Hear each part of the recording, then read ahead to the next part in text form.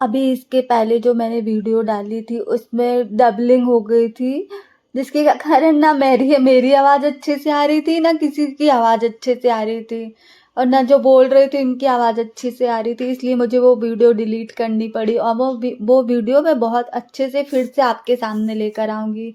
लेकिन ये मेरी आज की वीडियो ईश्वर का संदेश, सभी वीडियोस में अपनी खुद की वीडियोस को लेकर ज़रूर आती हूँ, क्योंकि मैं जो भी करती हूँ, जो भी पलों में जीती हूँ, जैसे जीती हूँ, मैं उनको शेयर करती हूँ। मुझे बहुत अच्छा लगता है, और मैं जहाँ भी जाती हूँ वहीं की वीडियो बना लेती हूँ यार। मैं कोई भी फल नहीं छोड़ती, क्योंकि मेरे हाथ में मोबाइल हो मैं वीडियो ना बनाऊँ तो ये भी मेरे से नहीं होता, तो मैं वीडियो ज़रूर बना लेती हूँ। और हम ज़्यादातर ग्रुप में जाते हैं वीडियो बनाने के लिए, बहुत सारे लोग रहते हैं, सभी लोग अपने अपने तरीक़े से अलग अलग वीडियो में लग जाते हैं, और मैं मेरे तरीके से वीडियो बनाती हैं। और हम बहुत बड़े ग्रुप में वीडियो बनाने के लिए जाते हैं, यूट्यूबर्स मिलके बहुत सारे लोग जाते हैं। Welcome to my blog money love. Money को ईश्वर का ढेर सारा प्यार, और ईश्वर को मनी का ढेर सारा प्यार। ईश्वर का संदेश है कि ईश्वर कहते हैं कि ईश्वर ने सभी के लिए ज्ञान का महासागर बनाया है। ज्ञान का इतना सुंदर महासागर जिसमें हर समय तैरते रहते हैं। कोई भी मेरे इस ज्ञान रूपी महासागर से वंचित नहीं रहता। मैं ईश्वर सभी को निरंतर आपके जीवन शैली में भरपूर ज्ञान प्रदान करता रहता हूँ, जिससे कि किसी को भी अपना ये जीवन कठिन न लगे। जीवन बिल्कुल भी कठिन न लगे। आप सभी मनुष्य अनेक ज्ञान से बहुत सरलता से ये जीवन यापन कर लो मुस्कुराते हुए। ईश्वर कहते हैं कि मैंने अनेक ज्ञान के प्यारे प्यारे मार्ग बनाए हैं, और मैं ही तुम्हें उन सभी मार्गों में चलाता हूँ, ज़बरदस्ती चलाता हूँ, क्योंकि मैं ईश्वर जानता हूँ कि तुम्हें हर पग पर ढेर सारे ज्ञान की ज़रूरत है। ईश्वर कहते हैं कि अब तुम सोचोगे कि हम सब तो ज्ञानी ही हैं, हमने भी तो पाठशाला में जाकर ढेर सारी पढ़ाई की है, तो हम सबको सब कुछ तो आता है जितना आना चाहिए। ईश्वर कहते हैं मेरे बच्चों, तुम सभी मेरे इस संसार में सांसारिक ज्ञान से अपना पूरा जीवन व्यतीत करते हो। ईश्वर कहते हैं कि ज्ञान का असली मतलब होता है आपका दिमाग, बुद्धि, सूझबूझ, इसको कहते हैं ज्ञान। आप अपने दिमाग के द्वारा ही अपनी सूझबूझ से इस संसार के हर कोने में जहाँ जहाँ तक आप जाते हो, हर जगह हर एक चीज़ से ज्ञान लेते हो। आप सभी जानते हो कैसे? जब बच्चा पैदा होते हैं, ईश्वर कहता है जब बच्चा पैदा होता है तभी से उसका अपना सर्वश्रेष्ठ ज्ञान रूपी दिमाग चलने लगता है। कैसे? जब आप पैदा होते हो तो भी आपको उस समय अच्छे से जो आपकी सेवा कर रहा है दिन रात, आप अपने दिमाग से उन सभी को अच्छे से पहचानने लगते हो। या छोटे बच्चों को जो भी अपने हाथों से उठाता है प्यार से, तो वो छोटा सा बच्चा अपने दिमाग से इन हाथों को पहचान जाता कि मैं इन हाथों में सुरक्षित रहूँगा। वो छोटा सा बच्चा अपने ज्ञान से पहचान जाता कि मुझे यहाँ कोई भी हानि नहीं होगी, और वो प्यारा छोटा सा बच्चा आसानी से उन सभी के पास आ जाएगा जहाँ वो खुद को सलामत समझ रहा है अपने दिमाग के हिसाब से। ईश्वर कहता है आप सभी इस संसार में सभी दिशाओं से ज्ञान लेते हो। जब मम्मी या कोई भी सिखाता है बच्चे को कुछ बोलना, तो बच्चा उन सभी से अपने ज्ञान के हिसाब से बोलना भी सीखता है। ईश्वर कहता है बोलने का मतलब यह है कि ज्ञान सिर्फ बंद किताबों बस में नहीं है। आप जिससे भी मिलते हो या जो भी कार्य करते हो, देखते हो, सुनते हो, सभी में ज्ञान है। बच्चा अपनी माता पिता घर के सभी से जो करते हैं देखकर सीखता है, अपने दिमाग पे इकट्ठा करता है। हम दोस्तों से सीखते हैं, हम सीरियल फिल्म ये सब भी देखते हैं ना, इसमें भी आपको आपके ज्ञान के हिसाब से चीज़ें सीखने मिलती है। आप मंदिर जाते हो, आपको वहाँ भी ज्ञान मिलता है। आप घूमने भी जाते हो, तो जब आप अपनी आँखों को चारों तरफ घुमा रहे होते हो, तो और जो भी चीज़ें आपको दिखती हैं उनसे भी आपको कुछ न कुछ ज्ञान ज़रूर मिलता है। अब आप सोचेंगे कैसे हम निरंतर किसी न किसी भी चीज़ के बारे में सोचकर जो भी कार्य करते हैं ना, वो हमने किसी से लिया है। वो कार्य वो भी हमने किसी न किसी से लिया है, अपनी बुद्धि से, कि कौन कैसे रहता है, कितने अच्छे से खाता है, बैठता है, कौन कितने अच्छे से रहता है। जिस भी कार्य को आप कर रहे हो, हर एक कार्य आपने किसी न किसी से सीख कर ही आसानी से कर रहे हो। खाना बनाने से लेकर घर चलाने तक सभी कार्य की मेरी माँ इतना अच्छा खाना बनाती है, या मेरे दोस्त देखो कितने अच्छे से घर चला रहा है, या बच्चे एक दूसरे को अपने दिमाग से सूझबूझ से हर क्षेत्र में उन्नति कर रहे हैं, एक दूसरे का ज्ञान लेकर। ईश्वर कहता है कि सभी मनुष्य तो एक खाली किताब की तरह हो। तुम्हें खुद ही नहीं मालूम कि तुम्हें खुद के लिए क्या करना है। ये जीवन जीने के लिए है। ईश्वर कहता है कि तुम्हें खुद भी नहीं मालूम कि तुम्हें क्या करना है ये जीवन जीने के लिए, पर मैं ईश्वर तुम सभी मनुष्य को एक पेन देता हूँ। पेन का मतलब दिमाग, सूझबूझ, जिससे तुम सभी अपनी नजरों को सही दिशा में घुमाते रहो और अपनी किताब को पेन से लिखकर जीवन को सरल बनाओ मुस्कुराते हुए। और आप मनुष्य सभी से ज्ञान का आदान प्रदान करके अपना दिमाग को सही दिशा देते रहो। आपसे भी बहुत सारे लोग अनेक ज्ञान लेते हैं, आपसे भी बहुत सारे लोग अनेक ज्ञान लेते हैं कि ऐसा कर ले रहा, कि ये ऐसे कर ले रहा, मैं क्यों नहीं कर पा रहा, मैं भी कर सकता हूँ। ईश्वर कहता है कि आप एक भिखारी से भी ज्ञान लेते हो, जानते हो कैसे? ऐसे कि ये भिखारी तो भीख मांगकर भी खुश है और मेरे पास तो सब कुछ है पर मैं खुश नहीं हूँ। ये भी एक प्यारा सा ज्ञान ही है। ईश्वर कहता है कि कहने का ये है कि कोई भी मनुष्य या प्रकृति की कोई भी चीज आपको कुछ दे या ना दे, पर दिमाग जरूर देगा। ईश्वर कहता है कि आप सब तो खाली किताब भर रहे हो, तो अच्छी अच्छी चीजें भरो ना, खराब क्यों ज्यादा भर रहे हो कि पढ़ने वाला दुखी और तुम भी दुखी क्यों? तुम बुरी चीजें ही क्यों ज्यादा देखते हो, अच्छी चीजें क्यों नहीं देखते? अच्छा समझो, तभी तो तुम अच्छे बनोगे, अच्छा कार्य करोगे। बुरा देखोगे, बुरा सुनोगे, बुरा बोलोगे तो अच्छा कैसे करोगे? सब कुछ तो बुरा ही कर रहे हो, तो तुम अच्छा कैसे बनोगे, अच्छे कार्य कैसे करोगे, अच्छे होने की पहचान कैसे कराओगे? तुमने खुद को हजार बुराई में फंसा रखा है, तो दो तीन अच्छाई किस काम की? तुम खुद ही तो अपना दिमाग बुराई में चला रहे हो, मतलब अपने ज्ञान को बुराई की तरफ, गंदगी में फंसा रहे हो। चारों तरफ से आप रास्ते में पड़े कीचड़ को देख रहे हो, पूरी सड़क नहीं देख रहे जो बिल्कुल साफ है। उस कीचड़ को या तो तुम खुद ही साफ कर दो, और नहीं कर सकते तो उस कीचड़ में यदि तुम चलोगे तो तुम भी कीचड़ में गंदे हो जाओगे। तुमको पता है ना? कहने का मतलब यह है कि तुम उस समय अपना ज्ञान मतलब दिमाग लगाते हो कि मुझे उस कीचड़ से कैसे बचना है, या उस कीचड़ को साफ कर दो जिससे वो जगह साफ हो जाए, गंदगी साफ हो जाए, उससे किसी को भी हानि ना हो। ईश्वर कहते हैं कि तुम्हारे ज्ञान से बड़ी से बड़ी समस्या का हल आसानी से कर लेते हो। जानते हो कैसे?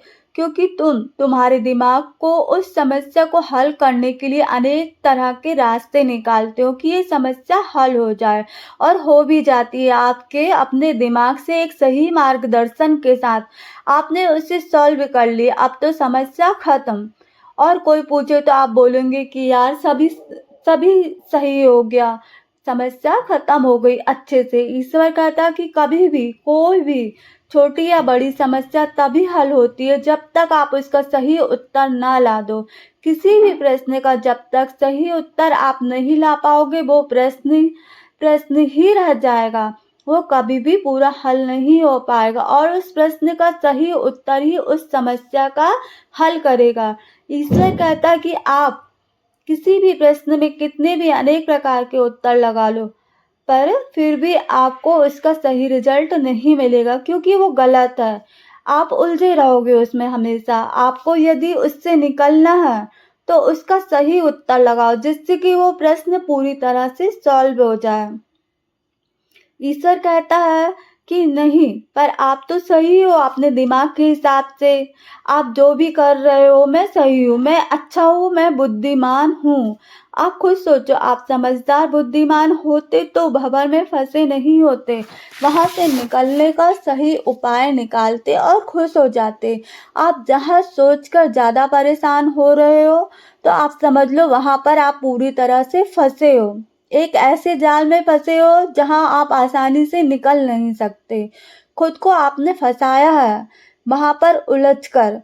मतलब यह है कि उस प्रश्न को हल करो बिल्कुल सही उत्तर के साथ, कि आखिर इसका सही उत्तर क्या है, मैं क्यों उलझा हुआ हूँ। रास्ता रास्ता आसान है पर आपने कठिन बनाकर रखा, उस पर अनेक गलत आंसर लगा के आपने उस सवाल को कठिन बना के रखा। ईश्वर कहते हैं कि बोलते हैं ना कि कई बार हम अपनी गलती छुपाने के लिए अनेक झूठों का सहारा लेते हैं खुद को सही साबित करने के लिए, और हम सही भी साबित हो जाते हैं, पर हम हमेशा गलत करते रहेंगे क्योंकि हमें लगेगा कि गलती करके ही सही साबित कर लेंगे। क्या है, मैं सही हूं ना, आप गलत होते जाओगे और आप गलत होते जाओगे। पर यदि आप सही बता दो, हो सकता है कि आप अगली बार गलती करने से बच जाओ और आप अच्छे इंसान बन जाओ, जहां आपको कहना ना पड़े कि मैं अच्छा हूँ, ये दुनिया खुद बोले कि नहीं ये तो अच्छा है, बहुत अच्छा है। सही बोलकर अच्छे हुए, इसलिए किसी भी भंवर में फंसो नहीं, वहां से निकलो अच्छे से। जो भी कार्य करो किसी से भी छुपाकर या छुपकर मत करो। छुपा हुआ कार्य गलत होता है पर खुलकर किया गया कार्य कभी भी गलत नहीं होता, क्योंकि आप में वो हिम्मत है कि देखो मैं ये कार्य कर रहा हूँ पूरी मेहनत के साथ, और जो कार्य मैं करता हूँ ऐसे करता हूँ, छुपाता नहीं हूँ। आप भी देखो कि मेरे इस कार्य में भी मेरी कितनी मेहनत और सूझबूझ और दिमाग लग रहा है, तभी जाकर मैं ये कार्य कर पा रहा हूँ। मैं मेरे ज्ञान के हिसाब से खुश होकर ये कार्य कर रहा हूँ। ऐसा नहीं है कि मैं और कार्य नहीं कर सकता, कर सकता हूँ, पर ये कार्य मैं आसानी से कर सकता हूँ अपने दिमाग के हिसाब से, और मैं खुश हूँ। अभी भले ही मुझे कुछ कुछ ना मिल रहा हो इस कार्य से, पर मेरे नाम की पहचान हो रही है, मेरी पहचान हो रही है। अपनी पहचान बनाना भी इस दुनिया में इतना सरल नहीं है।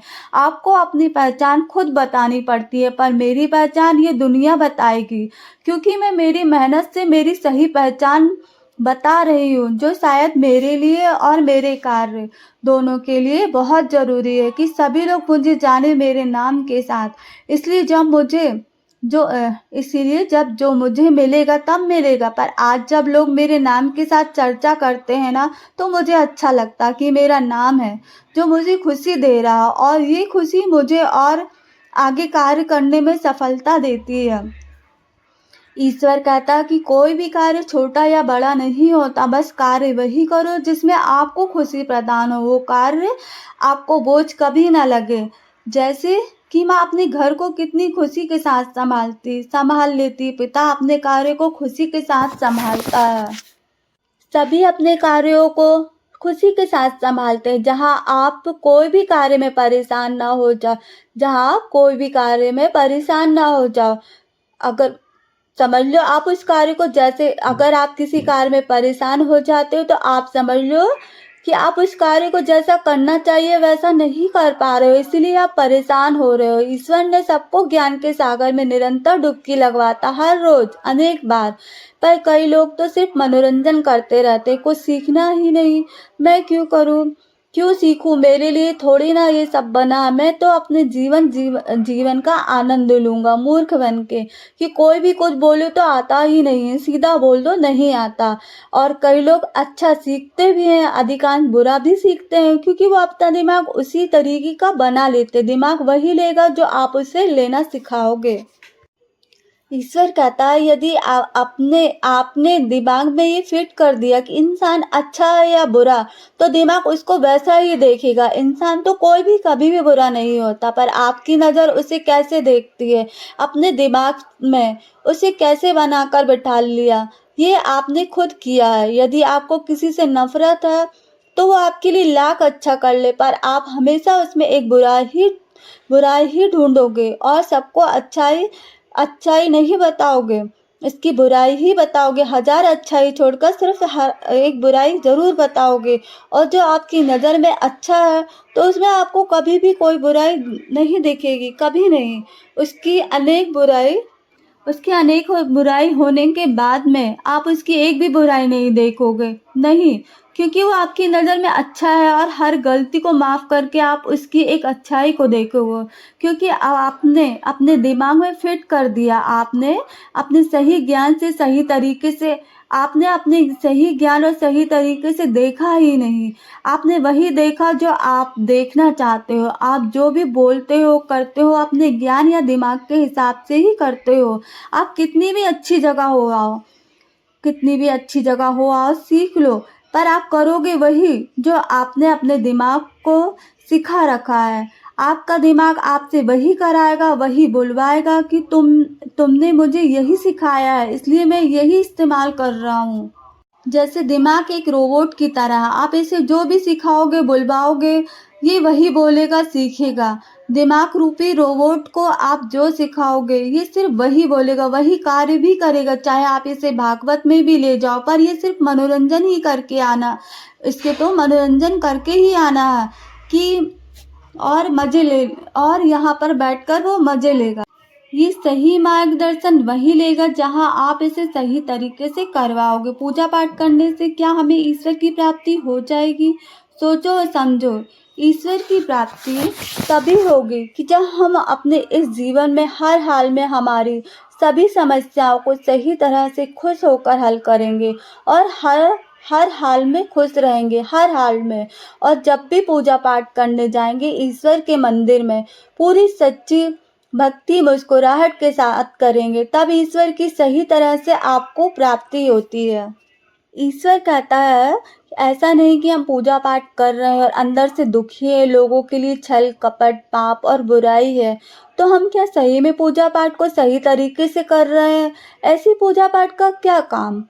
क्या उस पूजा पाठ का आपको सही फल मिलेगा? आप खुद ही सोचो। मैं तो ईश्वर हूँ, मैं तो तुम्हारे अंदर गहराइयों में हूँ, जहाँ तुमने सब कुछ छुपा रखा मैं वहाँ तक हूँ।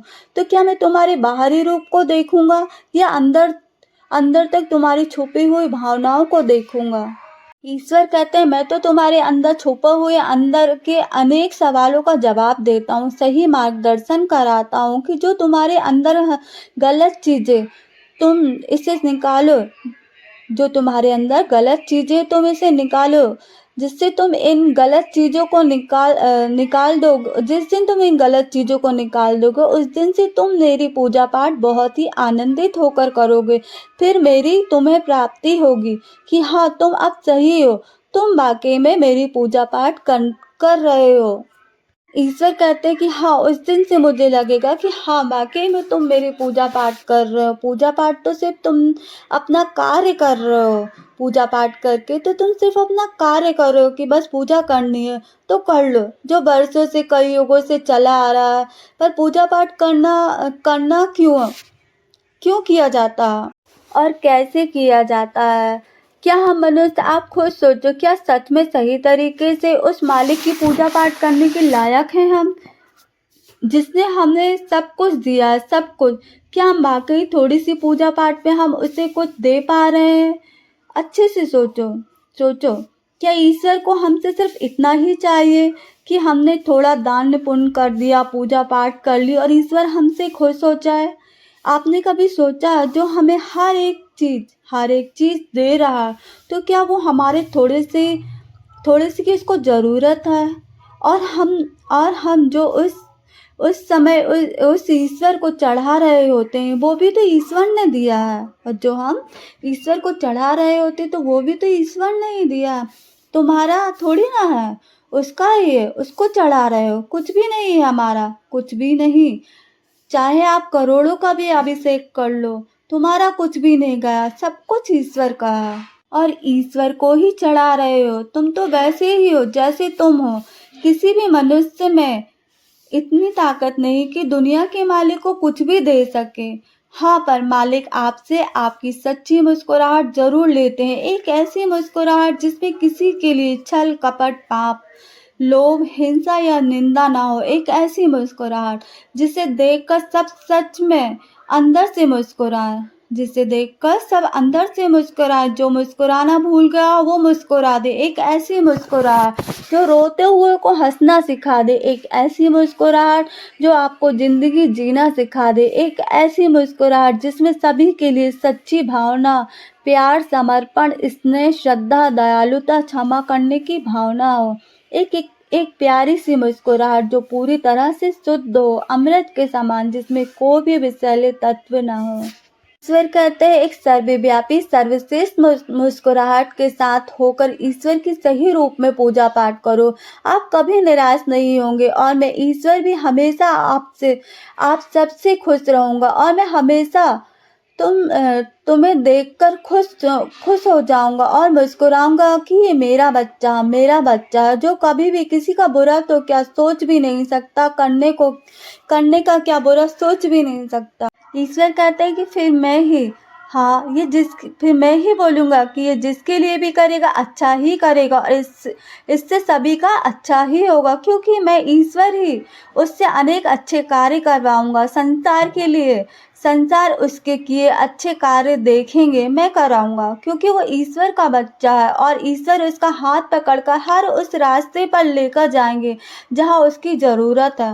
वो खुद नहीं, मैं ईश्वर उसको लेके जाऊंगा। मैं ईश्वर उसे दुनिया की सही पहचान कराऊंगा। मैं ईश्वर खुद उसको उसकी पहचान कराऊंगा कि वो इंसान क्या है, और मैं ईश्वर अपनी पहचान कराऊंगा कि मैं अपनी पहचान कराऊंगा। मैं उसको उसकी पहचान कराऊंगा। मैं उसको उसकी पहचान कराऊंगा कि तुम ये हो, तुम वो नहीं हो जो दुनिया तुम्हें देख रही है या जो तुम दुनिया को दिखा रहे हो। मैं ईश्वर दुनिया को तुम्हारी असली पहचान कराऊंगा कि देखो ये इंसान जो तुम्हें खुद नहीं मालूम, ना तुम सबको मालूम है, और इंसान इस कार्य के लिए और इस इंसान को इस कार्य के लिए मैंने चुना है, क्योंकि ये इस लायक है। वो लायक है, इसलिए मैंने चुना है। तुम सब भी देखोगे, तुम सबको भी अब उसके सही रूप के दर्शन होंगे, वो भी मेरे कहने पर। जो कि अभी तक अंधकार में था, पर अब उस पर्दे को उठाकर मैं तुम्हें इस संसार के सही उजाले के साथ दर्शन कराऊंगा कि देखो ये मेरा बच्चा है। ईश्वर कहता कि मेरे ईश्वर कहता है कि मेरी मर्जी के बिना तो एक पत्ता भी नहीं हिलता, मेरी मर्जी के बिना तो एक पत्ता भी नहीं मिलता। हम सब तो ये अच्छे से जानते हैं, और जो हवा चलती है वो सबके लिए एक समान ही चलती है, किसी के लिए कम ज़्यादा नहीं। पर उस हवा को आप अपने बनाए उपकरण से नई और अच्छी हवा लेने के लिए विवश होते हो कि पंखा नहीं तो कूलर नहीं तो एसी, पर फिर भी आपको ठंडक नहीं मिल रही है। इसलिए आप अपनी बनाई दुनिया में मत जियो। मतलब हिंसा, पाप, निंदा, बुराई, अहंकार, इसमें सिर्फ आप बर्बाद ही होगे, कुछ नहीं मिलेगा। यहाँ भी नर्क भोगोगे, आगे भी आप नर्क ही जाओगे। आप अपने अंदर क्षमा, प्यार, अच्छा व्यवहार, समर्पण, सत्य, श्रम, मुस्कुराहट रखो तो यहाँ भी आपको स्वर्ग है और आगे भी आपको स्वर्ग ही मिलेगा। फिर आपको घबराना नहीं पड़ेगा, क्योंकि आप अपनी तरह से आज भी सच्ची मुस्कुराहट के साथ स्वर्ग का पूरा पूरा आनंद ले रहे हो। मेरी इसी दुनिया में सिर्फ आज का ही अच्छा सोचो, कल का सोचकर आज बिल्कुल मत खराब करो। ईश्वर कहते हैं अपने दिमाग रूपी रोबोट को बिल्कुल सही चीज़ें फिट करो, फिर देखो कुछ बुरा होगा तो भी आपको बुरा नहीं लगेगा। रोबोट बोलेगा कि होने दो बुरा, पर मैं तो मेरे मालिक के हिसाब से ही कार्य करूँगा। अच्छा, मैं क्योंकि इस गंदगी को अपने दिमाग में लेकर अपना दिमाग खराब क्यों करूँ मैं। कभी कभी भी बुरा होगा ही नहीं, क्योंकि आप होने ही नहीं दोगे। आप अच्छे, सब अच्छा। ईश्वर वहाँ भी है जहाँ बुरा हो रहा है, ये भी याद रखना। ईश्वर वहाँ भी है जहाँ बुरा हो रहा है, ये भी हमको याद रखना चाहिए। तुम वहाँ अच्छा करके ये बताओ कि ईश्वर खुद बोले ये तो इस बुराई में शामिल हुआ ही नहीं। तुम बुराई में भी अच्छा करके दिखाओ कि ईश्वर स्वयं बोले कि यार ये इस बुराई में तो शामिल हुआ ही नहीं, और बल्कि उस बुरे काम को अच्छा करके उस बुराई को जड़ से खत्म कर दिया, और उस बुराई में अच्छा काम करके उस बुराई को जड़ से खत्म कर दिया। ईश्वर सत्य है, ईश्वर सत्य है, सत्य ही ईश्वर है। सत्य का मतलब है विश्वास। आप अपने कार्य को इतने प्यार और विश्वास के साथ मुस्कुराते हुए करो कि खुद ईश्वर आपका साथ दे, पूरा साथ दे। आपको बोलना नहीं पड़ेगा कि ईश्वर आओ मेरा साथ दो, आपको बिल्कुल नहीं बोलना पड़ेगा कि ईश्वर आओ आप मेरा साथ दो। ईश्वर कहते हैं मैं ईश्वर स्वयं तुम्हें ढूंढता हुआ आऊंगा कि ये कार्य मुझे करवाना है, इसके साथ मिलकर। ये अकेला परेशान ना हो, और मैं इसके साथ मिलकर आसानी से ये कार्य करवाऊंगा जिसमें उसका और किसी का भी बुरा ना हो। मैं ईश्वर तुम्हें ईश्वर की सत्यता की पहचान कराऊंगा, बिल्कुल सही रूप के साथ, बिल्कुल सही रूप के साथ मैं ईश्वर तुम्हें इस सत्यता की सही रूप में पहचान कराऊंगा कि सत्य क्या है। आप हर चीज को सत्य रूप में देखोगे, ईश्वर की सत्यता के साथ। ईश्वर सत्य है, आपको हर एक चीज की सही पहचान होगी। ईश्वर के प्यारे प्यारे संदेशों के लिए ईश्वर ने मुझे चुना, इसके लिए ईश्वर का ढेर सारा धन्यवाद बनेगा। और मुझे ये प्यारे प्यारे वीडियोस में बोलने के लिए पहले मुझे वीडियो भी बनाने जाना पड़ता, वीडियो शूट करना पड़ता, क्योंकि मैं इतना बोलूँगी लेकिन इसके लिए मुझे वीडियो क्या डालूँ, उस वीडियो को कवर करने के लिए मुझे कुछ वीडियोस तो बनाने पड़ेंगे। तो आधे 1 घंटे की जो वीडियोस के लिए मुझे कम से कम 500 से 600 वीडियोस लेनी पड़ती है, तब जाके मैं इसको सही तरीके से जमा कर फिर उसको मैं आप लोगों के सामने लेकर आती हूँ। बहुत मेहनत लगती है यार, लेकिन थैंक यू सो